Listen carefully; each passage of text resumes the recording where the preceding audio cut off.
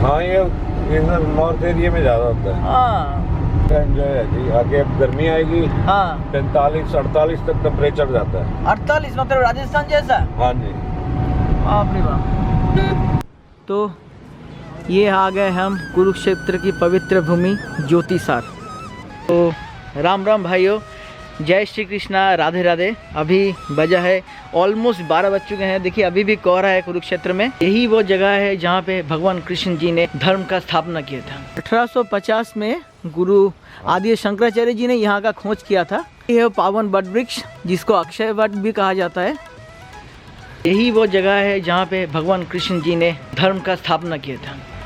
कहते हैं ये जो कुरुक्षेत्र है ये राजा कुरु की भूमि है। राजा कुरु के नाम पे ही पड़ गया कुरुक्षेत्र, क्योंकि उनको विष्णु जी का आशीर्वाद प्राप्त है। ये धरती है यज्ञ की, दान की, सेवा की, ब्रह्मचर्य की और गीता ज्ञान की। गीता का जो पहला श्लोक है वो शुरू होता है संजय उवाच कुरुक्षेत्र धर्मक्षेत्र।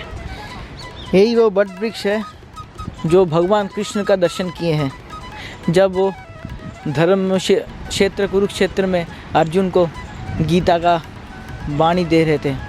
कुरुक्षेत्र है धर्म भूमि और अयोध्या है राम भूमि, कर्म भूमि। हमने तीनों युगों का दर्शन कर लिया भाई। अब क्या बताएं आपको, क्या क्या है बोलते हैं हमको।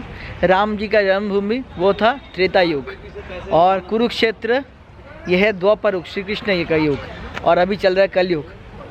सोचिए कितना बड़ा बात है। शाबाश बेटा, बहुत बढ़िया। मेरे राम मेरे राम राम राम, मेरे राम मेरे राम मेरे राम राम राम, मेरे राम। इस वक्त हमारा जो दूसरा मंजिल है वो है नरकातारी तीर्थ। ऐसा कहावत है कि कुरुक्षेत्र का जो भूमि है आज भी लाल है, क्योंकि महाभारत के टाइम में जो लोगों का जो नरसंहार हुआ था, जो कौरव पांडव में जितना भी सैनिक मारे गए थे उनका रक्त मिट्टी में मिल गया है, इसलिए। तो राधे राधे, जय श्री कृष्णा। तो महाभारत के 10 दिन जब हुए तो तब अर्जुन ने पितामह भीष्म को घायल कर दिया और बाणों के शैया में लिटा दिया, और लिटाने के बाद टोटल 98 दिन तक जिंदा रहे। 10 दिन के बाद 11वें दिन जब उनका थोड़ा प्यास लगा तो कौरव और पांडव दोनों ही आए थे। पहले कौरव आए थे जल का घड़ा लेके पितामह भीष्म का प्यास बुझाने के लिए, मगर पितामह भीष्म ने कौरवों से पानी नहीं लिया। उसी के कारण तब अर्जुन ने प्राण ज्ञान अस्त्र धरती में प्रयोग किया, और प्रयोग करने के बाद बाण गंगा को प्रकट किया, और प्रकट करने के बाद वही बाण गंगा का पानी पितामह भीष्म को वो अर्पित किया, और तब पितामह भीष्म का जो प्यास था वो बुझ गया। और यहीं पे पितामह भीष्म जी ने युधिष्ठिर को राजधर्म का पाठ दिया था, क्योंकि जब कौरव और पांडव का जो महाभारत का युद्ध खत्म हो जाता है तो युधिष्ठिर बहुत दुखी हो जाते हैं, क्योंकि उन्होंने अपने ही भाई का वध किया है। कहते हैं अगर बजरंगबली ना होते तो अर्जुन का रथ कभी ना कभी ध्वस्त हो जाता, क्योंकि दानवीर कर्ण है, उन्होंने इतने बाण मारे कि अर्जुन का रथ पूरा ध्वस्त हो गया था। है बजरंगबली का जो ध्वज के रूप में रथ के ऊपर खड़े हुए थे, उनके माया से वो रथ का कुछ नहीं हुआ। जय श्री राम, जय हनुमान, जय बजरंगबली। तो महाभारत से जुड़ा हुआ एक और शानदार कहानी। तो कहते हैं कौरवों का वध करने के बाद 5 पांडव जो है वो शाम को शिवजी का हर रोज़ यहाँ पे आरती करते थे, थानेश्वर महादेव।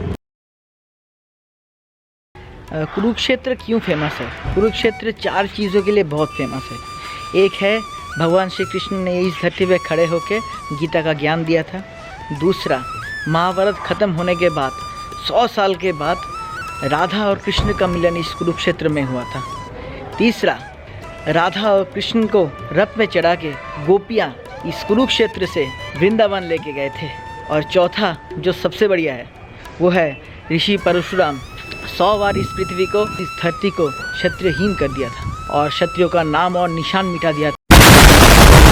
तो थानेश्वर महादेव मंदिर से निकल के हम आ गए हैं यहाँ पे श्री देवी कूप भद्रकाली माँ का मंदिर।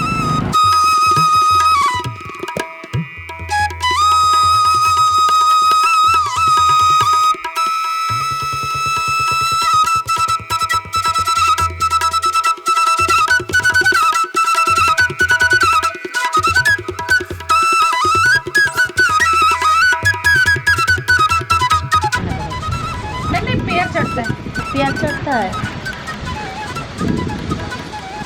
तो ये जो माँ भद्रकाली का मंदिर है, ये हरियाणा का और कुरुक्षेत्र का एकमात्र शक्तिपीठ है।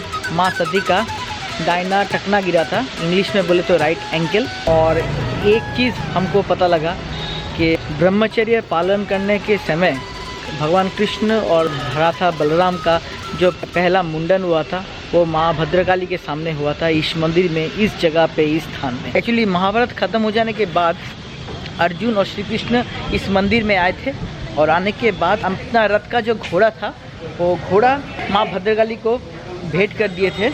इसलिए हमने देखा यहाँ पे सब लोग माँ भद्रकाली को घोड़ा का मूर्ति चढ़ा रहे हैं, आने वाले टाइम पे उनका मनोकामना पूर्ण हो जाए।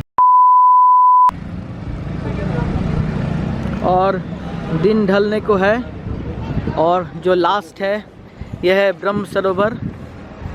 एक और बात मैंने बोलना भूल गया शायद, वो है कि कुरुक्षेत्र ये जो भूमि है यहाँ पे ब्रह्मा जी ने ब्रह्म सरोवर में से सृष्टि को पैदा किया था, उन्हीं के नाम पे पड़ गया है ब्रह्म सरोवर। ये जो सर्वेश्वर महादेव मंदिर है, ये सबसे पहले ब्रह्मा जी ने ही महादेव जी का यहाँ पे पूजन किया था। अच्छा, सबसे ज़्यादा भीड़ यहाँ पे कब होता है? कुंभ के मेले में। कुंभ के मेले में या गीता जयंती पे। गीता जयंती पे या जैसे कोई स्नान आ जाता है, शाही स्नान, वैसे तब ज़्यादा रश होता है। शाही स्नान मतलब कब? वो जब सूर्य ग्रहण लगता है, अमावस पे, जैसे पूर्णिमा पे स्नान करते हैं ना। अच्छा। तो तब यहाँ पे होता है रश, भाई तो ऐसे ही रहता है क्राउड यहाँ।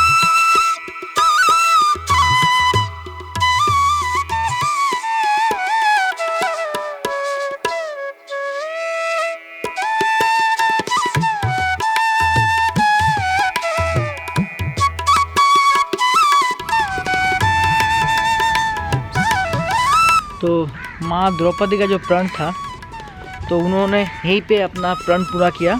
जब भीम ने दुशासन को मार के उसका लहू चीर के खून लेके आया था, तो वही खून से माँ द्रौपदी ने अपने केश धोए थे इसी कूप में। वो यही जगह है, ये वही स्थान है। कितना पावन लग रहा है ब्रह्म सरोवर। अच्छा, महाभारत युद्ध तो ख़त्म हो गया। कौरवों का 99 जो भाई थे वो तो सब मर गए, एक बाकी था। कौन था? सबसे जो शक्तिशाली है दुर्योधन, जो गदाधारी था। लास्ट में जब भीम उसको मारने के लिए आता है तो दुर्योधन डर से यही ब्रह्म सरोवर में वो छुप जाते हैं, मगर कृष्ण जी कुछ ना कुछ करके दुर्योधन को निकाल के लेके आती है और अंत में तो पता ही है आपको, जो भीम उसका वध कर देता है। सरोवर से कुरुक्षेत्र को सत प्रणाम। और दिन ढल गया है और वीडियो एंड करना टाइम भी आ गया है। इधर का यात्रा आज, और आप लोग देखिएगा, अच्छा लगे तो कमेंट कीजिए, और नए हैं तो सब्सक्राइब कीजिए और शेयर करना मत भूलिएगा। राम राम, राधे राधे, जय श्री कृष्ण।